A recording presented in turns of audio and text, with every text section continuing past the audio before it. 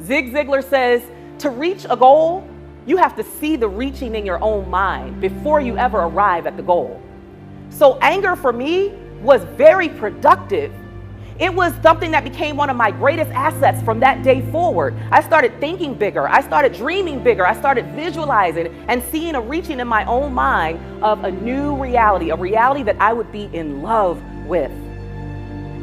And the start all began with me dismantling everything I had ever been taught about how anger shows up, how it looks, how it behaves, and instead creating a new reality about anger and how it shows up and looks and behaves. That propelled me to do something I had never done before. Anger gave me this momentum to succeed and to thrive. So I started a business. I started my own speaking and coaching business, which was completely outside of my norm. But that was the beautiful thing about anger. It became my loudest voice of reason to say, Cheryl, go for it. Take the risk. Do what scares you. Get outside of your comfort zone. And I decided that from that moment forward, I was going to leverage anger as one of my greatest assets. Give yourself permission to carefully analyze your anger and do it without bias. Give yourself permission to get to the root of your anger. What are the underlying emotions that's causing that anger to rise to the top?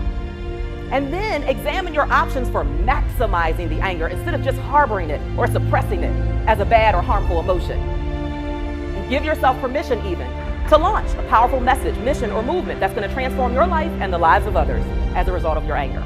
So acknowledge that anger is a normal human emotion that every race and every gender experiences, and that you are not some awful person just because you get angry. In fact, maybe now is the time for you to get angry. Angry that perhaps you're playing smaller than your potential. Angry that perhaps you're still sitting on the book that you know is inside of you that you should have written already.